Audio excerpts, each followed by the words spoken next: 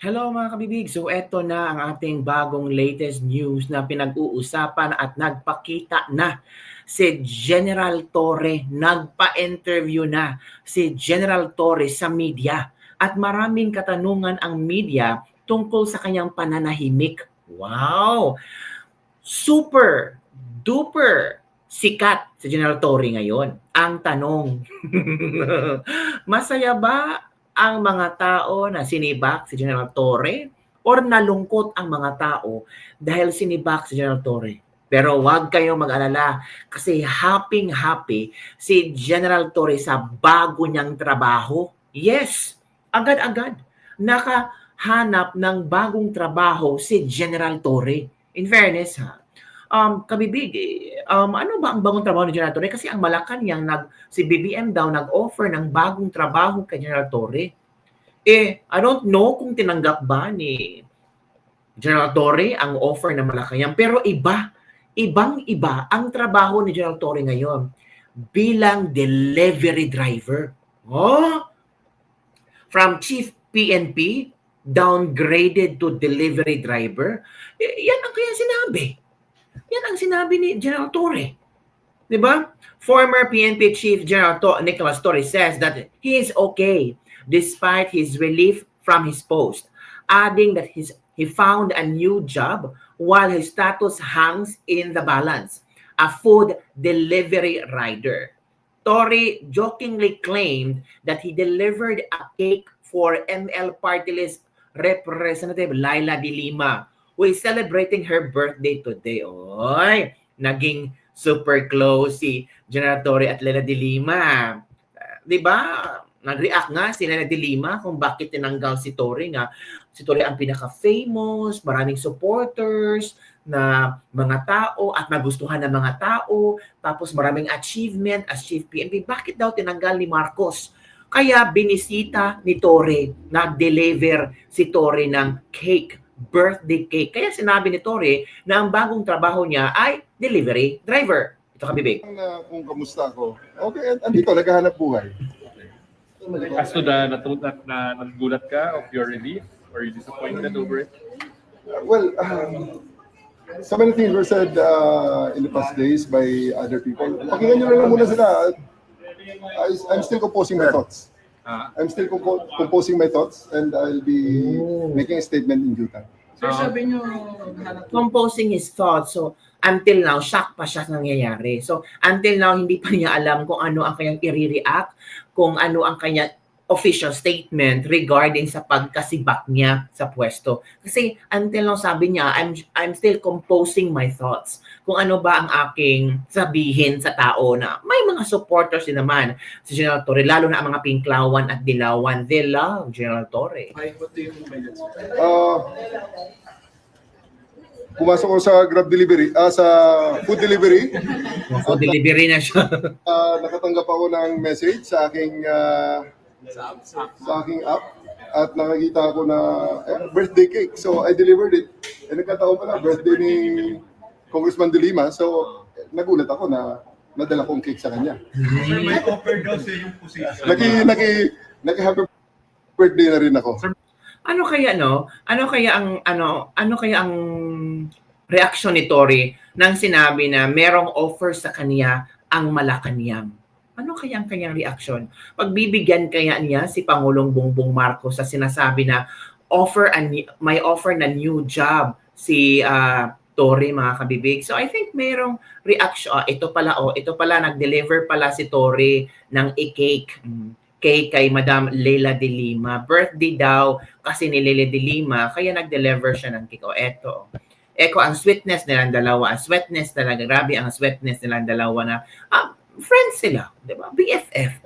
Mahirap bang maging friends sila, mag-BFF sila. So 'yan, 'di ba nakita niyo na ang mag-BFF nag-deliver si Torre ng cake kay De Lima at nagiging delivery driver siya. Nakita na niya sa app. Char, Torre talaga. Gusto mo lang talaga makita si Madam Leila de Lima. Sus! Nako, Torre ha. Ano ba naman 'yan? Ito walang samang loob si General Torre na sinibak siya as hepe ng tawag dito ng pulis. Wala siyang sama ng loob. Maniniwala ba kayo na walang sama ng loob? Yung iba naniniwala, ay drama lang yan, script lang yan. Kaya si Tory parang parang patawa-tawa lang. Pero sabi ng iba, meron nga yung iba dyan, patawa-tawa sa harap, pero sa loob, yun ang grabe yung nasaktan. Manood tayo. Pero, I really appreciate the gesture. I really appreciate the support and the love. But, okay mag-alala. Ako'y okay. Wala nga akong sama ng loob. And I'm a good soldier. Kung may order, I just follow it. Just, I respect all the opinions. Kung humingi ng advice sa inyo si General Nata, that you're willing na mag-cooperate or magbigay po ng payo po sa kanya? Of course. You just have to ask and I can give it to him. Kung ano man. I always respect the opinion of everybody, especially from a former chief PNP. I took note of it and reviewed my actions. Now, whether I agree or not, I'll just include it in this statement. You can deduce it from the statement that I will make. Yun ha. Wala siyang sama ng loob. Sabi ni Tory. Bakit ako, I respect them. Kung yun ang kanilang diba? Kung yun ang kanilang gusto na matanggal ako, I respect them. Diba? Walang samang loob si General Tory. At sabi pa nga ni General Tory nga, I will bounce back. I'll bounce back and do something again. Iba din ang style ni Tory. Yung offer naman ni BBM na trabaho kay Tory, kumusta na ba? Tatanggapin ba ni Tory ang offer ni BBM na trabaho? Kasi sabi ni Tory, naging delivery driver na si Tory. So, may trabaho na agad-agad si Tory. So, pakinggan natin kung i-accept ba ni Tory ang trabaho na ibibigay ni BBM sa kanya. May offer na daw sa inyo. Let's just wait for the official announcement. Kung meron na. Pero sir, tatanggapin niyo kung meron. Let's just wait. Masyado namang nauna ang karwahe dyan. Pag tatanggapin o hindi, wala pang announcement. Pero nagkausap na kayo na Presidente. Wala pang announcement, pero sinabi na merong ibibigay na trabaho. Ano ba talaga? May announcement or wala? Pero si Claire Castro nagsabi na wag mag-alala kasi si General Torre ay lalagay sa magandang posisyon, mabigat na posisyon. Sabi ni Claire Castro, pero ngayon sinabi ni ni Torre na hindi pa sila nag-usap, hindi pa niya alam kung sabi pa nga may official statement na ba. So don't tell me si Claire Castro is not giving us official statement. Ano ba to? Laro lang, 'di ba? Kawawa naman si Torre. Executive privilege. Bagong posisyon na ino. May offer na daw sa inyo. Let's just wait for the official announcement. Kung meron na. Pero sir, tatanggapin niyo kung meron. Let's just wait. Masyado namang nauna ang karwahe dyan. Pag tatanggapin o hindi, wala pang announcement. Pero nagkausap na kayo na Presidente. Executive privilege. Bagong posisyon na ino. May offer na daw sa inyo. Let's just wait for the official announcement. Kung meron na. Pero sir, tatanggapin niyo kung meron. Let's just wait. Masyado namang nauna ang karwahe dyan. Pag tatanggapin o hindi, wala pang announcement. Pero Wala pang announcement. Wala pang announcement. Pero ano ang pinapalabas nila na may offer ang Malacanang kay Torre? It's up to Torre kung i-accept man ito o hindi. Tapos sabi ni Torre, wala pang announcement. I think hindi pa alam ni Torre na may offer sa kanya. Uy, ano ba yan? Kalerki naman yan, 'di ba? Parang ano ba naman yan? Parang nakakahiya naman, 'di ba? 'Di ba? Ito Kinumpirma ng Malacanang na may inaalok na bagong posisyon kay dating PNP Chief Nicolas Torre sa Administrasyong Marcos. Pero si Torre, sinabi niya, hindi ko alam, wala pang announcement, wala pang official statement. Ano ba talaga? Claire Castro, ang gulo-gulo nyo. Si Torre parang hindi niya alam ang nangyayari. Ano to pa? Surprise. Kinig tayo dito mga kabibig, ha? Ay, teka muna. Ano nangyari? Na hindi ma-reload. Ito na. Tingnan natin. Ay, hindi ma-reload. Ano nangyari? I-reload natin ulit mga kabibig, ha? Tingnan natin.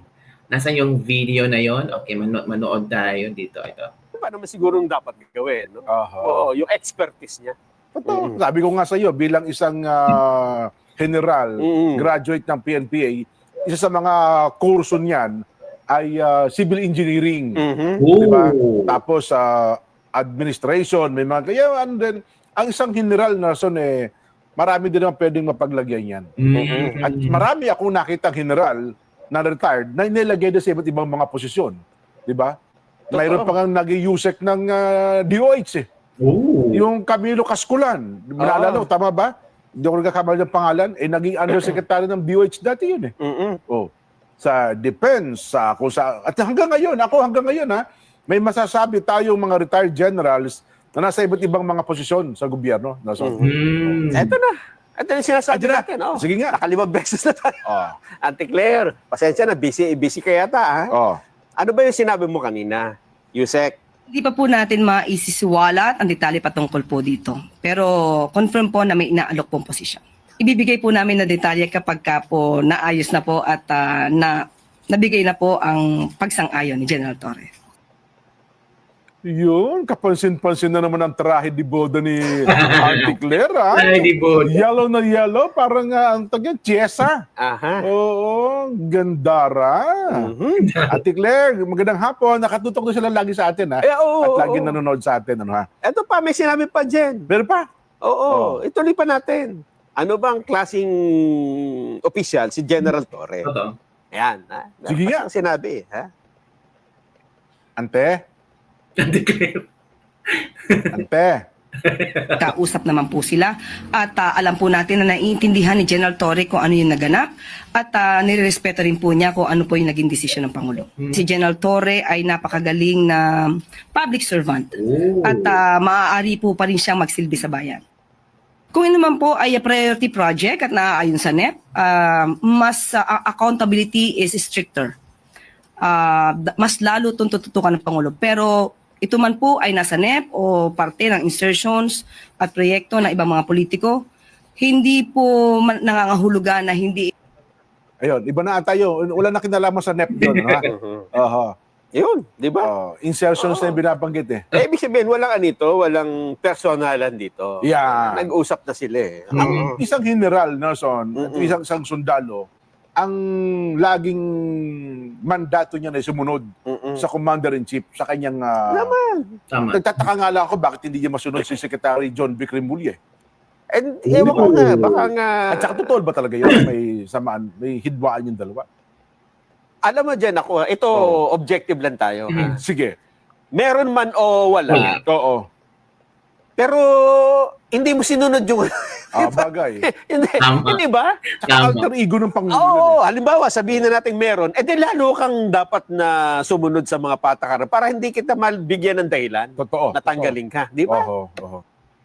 So yon kabibig, yon ang promise ng Malacanang. On the meantime, mga kabibig, si General Torre ay mag-file ng leave of absence after being ousted as PNP chief.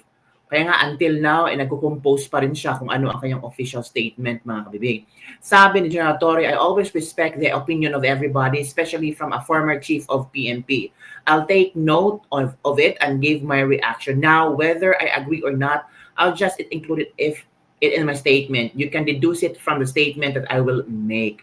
At pa niya dito, I can't really give a timeline. I took a leave, which I will do, I think, for the second time in my career.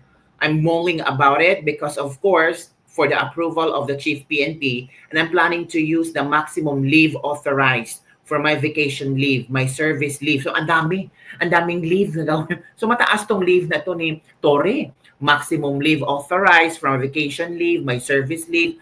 Obviously, I need the time. I need the time off also to answer reporters. Oh, I've been an officer for more than 30 years. This is not the first time that this happened in my career, okay? It happened time and again. I come and go, and I just came back, bounced back, and did something again, and be credited for it. I believe in myself, and that's it. May regret ba siya? Regrets? We all have what ifs in our life, but I'm not very sure with this one. I have that, but if you're talking about major regrets or major things that I've regret, that I really think of reconsidering giving a chance to do it the second time, I don't think this one of them. Oh. So yun kabibig, mag-leave muna si Torre gamitin niya lahat ng leave para daw makapag-isip siya at later on maglalabas siya ng official statement sa kung ano ba talaga ang totoong nangyari at kung ano ang kanyang pakiramdam, nararamdaman at emosyon. Lahat ibubuhos siya sa kanyang official statement at sasagutin niya lahat ng question ng mga reporter sa tamang panahon. At this moment, magli-leave muna si Tory, vacation leave, service leave, lahat ng leave ay i-avail ni General Tory. Kasi kung ganun, it means na sobra kang nasaktan.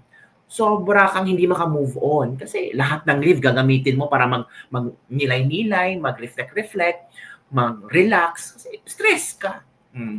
Kaya nga sabi ng iba, tumawa lang yan si Tory nakaharap pero deep inside, kumukulo ang dugo niyan. Gulong-gulo ang isip niyan. Always natatanong, hindi yan kulang sa tulog. Palaging iisip ano bang nagawa niya at bakit ginawa niya. So lang kami ang ating latest Lipaglibag for the day. Don't forget to like, subscribe, and share this video para sa mga latest trending news natin pag-usap-usapan. Bagong delivery driver daw si General Tory. What do you think mga kabibig? Yun lang kabibig. Bye everyone. See you next time.